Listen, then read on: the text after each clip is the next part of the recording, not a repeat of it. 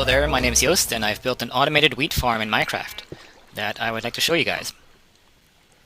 Now, it's automated in the sense that when I activate this little contraption here in the back room, with this pressure plate over here, water will come cascading down these individual lanes here, and it will essentially harvest all these bushels of wheat and deposit them here in this little lane at the bottom, where you can pick it up real quick. You do still need to actually reseed each of these lanes when you're done. You do get the seeds here as well, and you have to also deposit the wheat in a chest or do something with them. So it's not fully automated, but at least we've built something with the redstone that we've been collecting through all these mine trips that we've been on. So why don't we give it a shot? Here's a pressure plate and a little sign here to point out what's going to happen, and let's go. Boom. You can see the water coming down over here. You can see the both the seeds and the wheats being harvested. We'll wait here for a couple seconds more. And I think that's about it. And here it is. We'll run around and collect it. Boom. And I'm going to switch over to our seeds here real quick and also reseed immediately.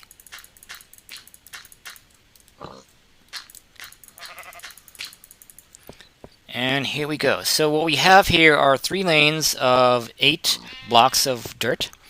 And the dirt has been treated with a hoe, that's this little guy over here, to allow you to be able to plant something on top of it. So normally it would look like this, and you go ahead and activate the dirt block with a hoe, and then you can plant seeds on them like this. So in order for wheat to grow on dirt, it needs to be surrounded by water, which means that these 2 lanes here underneath these cobblestone dividers are actually water lanes. So let's take a quick peek at that. You've got basically 8 blocks of still water over here. Another thing that was essential for wheat to grow is enough light. So if you don't have enough light in this room, some of the rows, when you try and plant wheat on them, they will not take, and your seeds will disappear. So that's important as well.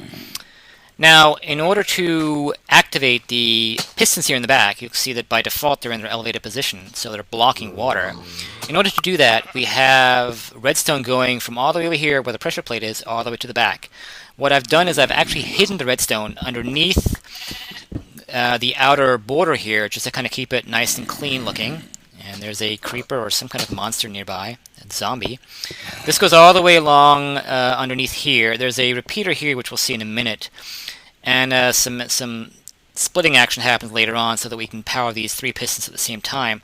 Why don't we have a quick look up here? It's just 5 blocks of water and 3 pistons, each blocking off 1 lane. Now, if we'll take a look here in the back where I've left a gap to kind of jump in for now, you'll see that the repeater, because after 15 blocks, redstone will no longer carry a current, so you need to actually keep it alive with one of these repeater blocks.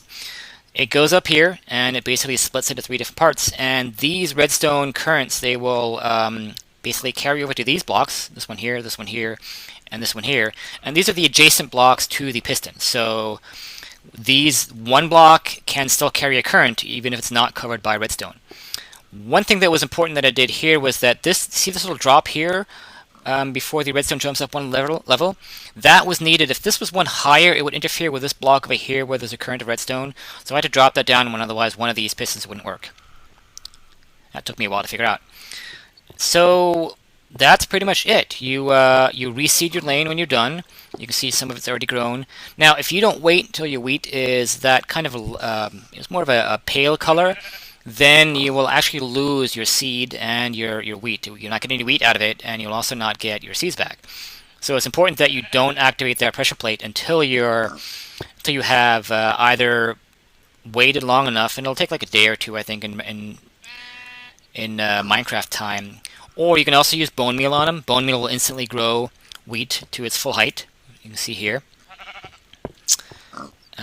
One other thing I wanted to show was another alternate way that you can trigger these things, and for that, follow me to my little experiment area in the basement, and you'll take a little trip through my house. Here's another greenhouse that I built. In fact, this is an automated sugar cane harvester, and it's got basically a double U-shaped path of redstone that has these pistons again that will Boom, there we go. That will basically lop off the top 2/3 of sugarcane so that they remain planted in the ground, and they will continue to grow again. But if you need a lot of sugarcane, if you want to build books, for example, or if you want to bake cakes, this is one relatively quick way to do it. No more accidental harvesting of too much sugarcane. So, where were we? We were going to the basement. Here we go. It's my little bed where I sleep. What I experimented around here with are different ways to basically trigger the waterfall. Now, you can use a button to briefly have a cascade of water, kind of, you get like a little wave that goes along the lane, and it will also harvest the any wheat that's here just fine. Why don't we try that out? Plant a couple of these. And each of these lanes are always 8 long, because that's exactly how long water will travel on a level plane. So let's speed up the growth process here. And what I'm going to do is I'm only going to hit the button once, briefly, and that provides for a brief current, which is just long enough for some water to escape down here. Now, it's not going to be enough for the water to carry the wheat all the way down to the end of the lane. So if you are fine with running up and down a lane, if you only have a couple of lanes, and picking up that wheat manually, that's going to work just great, because here you don't have to worry about standing on it too long and whatnot. Here we go. Let's go follow that real quick. You can actually see it's kind of like a wave that travels along the lane here. And you can pick it up. What I do have here is I had to put an extra block here before where the water falls down, because there is in fact a redstone torch underneath here that is required to, again, invert the signal. That's something I didn't actually cover earlier. What you want to do is you want the default position of the piston to be up and extracted, or expanded. And it will only do that when it's under current. And what the switch does is, and let's take a look at that actually, the switch here will negate this redstone torch. So by default, the redstone torch always powers the piston. And if you hit the switch, I'm not going to do that right now, because if I were to hit the switch now, while there is no protective block here, it would actually kill that switch, because the water tends to dislodge redstone switches. Now, another option that you have is to use, instead of a switch here, a button rather here, is to use a switch. And I've been saying switch all along, and I meant to say button. If you were to use a switch, so like a lever, go. Oops. Then you can control the duration of the waterfall. So we can leave it like this, and it will stay here for however long that switch is in that down position for.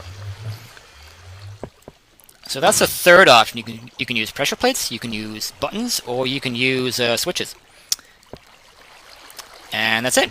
Thanks for watching.